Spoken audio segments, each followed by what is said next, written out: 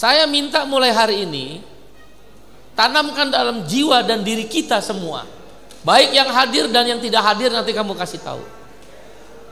Orang miskin bisa berubah karena orang miskin mikirin orang miskin. Udah orang kecil pikir orang kecil.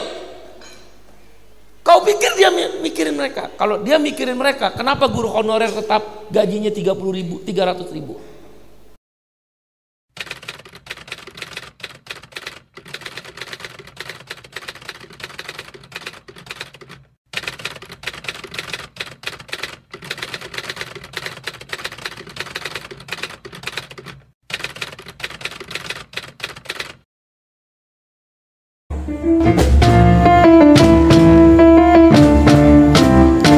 Kalau ku pandang kelip bintang nun jauh di sana, sayup terdengar melodi cinta yang menggema, seakan kembali gelora jiwa mudaku, karena tersentuh alunan lagu irama kopi dangdut.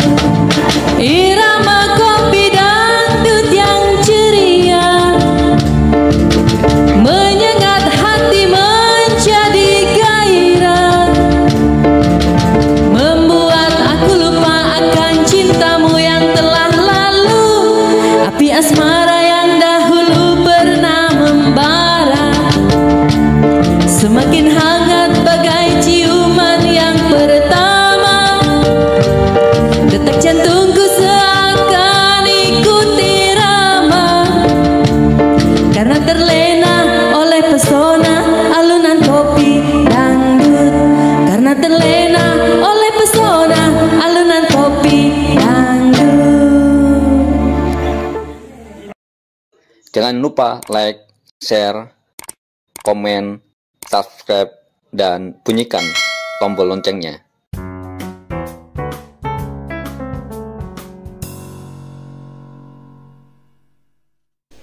Saya minta mulai hari ini, tanamkan dalam jiwa dan diri kita semua, baik yang hadir dan yang tidak hadir, nanti kamu kasih tahu.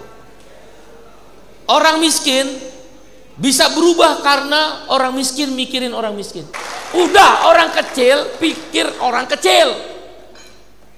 Kau pikir dia mikirin mereka? Kalau dia mikirin mereka, kenapa guru honorer tetap gajinya 30.000, 300.000? 14 tahun, Yombi namanya. Di Cirebon sana, Kuningan. Kan ada di podcast yang kita bikin di Partai Buruh. 14 tahun, lulusan sarjana pendidikan. Gajinya 250.000, baru naik kemarin 500.000. Ada yang di Wonogiri 30 tahun ibu-ibu, jadi guru honorer 300.000. Kalau memang mereka mikirin kita, kenapa masih tetap gajinya segitu? Berarti mereka bohong. Kasih tahu ya sama orang kecil, udah gak usah mikirin orang kaya, dia udah mikirin dirinya dan kelompoknya. Kasih tahu. Kalau mereka mikirin kita, kenapa upah buruh nggak naik 3 tahun? Di Brazil, ketika upah murah, tanah dirampas oleh the Lord itu artinya Tuan tanah.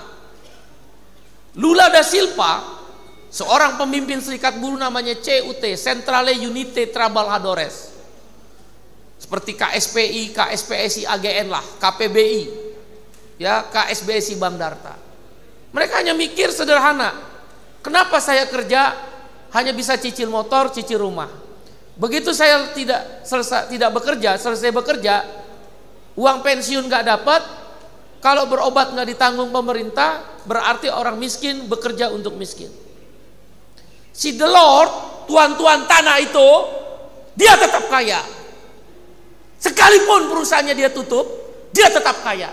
Tunjukkan pada saya, kalau kamu bekerja, perusahaan tutup di Penjaringan, di Cakung, di Cilincing, di Jalan Raya Bogor, tunjukin. Kalau perusahaan tutup, mereka jadi miskin. Never, tidak pernah. Kata si Lula, orang miskin harus miskinin orang miskin. Bung Iqbal, kami susah untuk meyakinkan orang miskin supaya memilih partainya orang miskin. Partai buruh, partai orang miskin. Iya, kenapa? Kenapa? Kami mendirikan partai ini memang memikirin orang miskin. Kami gak mau pikirin orang kaya. Kau sudah ada yang memikirkan. Dan tanpa kami memikirkanmu, kau tetap kaya. Partainya buruh, partai abal-abal. Iya, partai abal-abal. Kenapa? Negeri ini kita mau rubah dari orang yang abal-abal. Apa hakmu untuk mengatur-ngatur kami? Oh, nanti mereka Bung Iqbal datang kepada para pemilih 1.500.000 dibeli. Saya tanya, kamu bilang aja sama mereka, ibu punya anak? Ada. Kerja apa enggak? Kerja. Siapa yang membela upah mereka? Oke, ada partai A memberi 1 juta, partai B memberi 500.000. Ibu tanya pada kami partai buruh, tanya anak ibu, siapa yang berjuang upah? Kalau anak ibu naik upah 200.000, 300.000, anak bapak naik upah 200.000, 300.000, kalikan 12, 3,6 juta. Ada partai yang ngasih 3,6 juta. Dia kasih 500.000, dia kasih 1 juta, setelah itu dia korupsi 10 miliar, 20 miliar, 30 miliar. Tapi kau lihat para pejuang-pejuang partai buruh, pejuang-pejuang serikat buruh, pejuang-pejuang petani. Saya tanya sama kamu, ada anggota DPR yang datang ke Rempang misal? 3 hari yang lalu sampai hari ini saya nggak kasih pulang. Lembaga Badan Advokasi Partai Buruh jangan pulang. Di sana ada serikat buruh terkuat, FSPMI namanya. Saya nggak boleh pulang ke Rempang, selesaikan, bantu masyarakat Rempang. Mana itu DPR itu? Hak ulayat kok dirampas. 120 tahun nenek moyang mereka udah tinggal, dan mereka yang mengusir penjajah. Seenaknya aja hanya karena seorang investor yang kita tahu orangnya siapa, dan investasi ini dari Cina 120 triliun. Jangankan 120 triliun, mau 500 triliun satu orang pun sejengkal tanah. The land of wealth. Kedaulatan adalah tentang tanah, kata Adam Smith, bapak ilmu ekonomi klasik. The land of wealth. Sejengkal tanah adalah tentang kedaulatan. Ada DPR itu yang datang ke sana. Capres, tusuk kanan, tusuk kiri, kawan seiring sejalan ditinggal. Koalisi A, koalisi B. Kita mau bikin setiap partai bisa mengusung 1 orang capres biar bisa banyak milih. Timor Leste jumlah pemilih yang ikut pemilu 10 juta orang. Calonnya 16 orang untuk maju Perdana Menteri.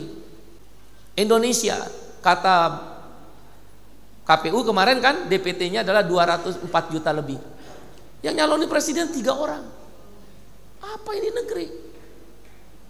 Ada 18 partai politik. Harusnya setiap partai politik bisa maju. Coba kartu presidensial threshold 20% diizinkan, partai buruh maju jadi presiden Republik Indonesia, bisa menang. Siapa yang tahu garis tangan? Yang warna oranye partai buruh, warna oranye partai buruh, partainya kelas pekerja, partainya kelas pekerja, partai buruh nomor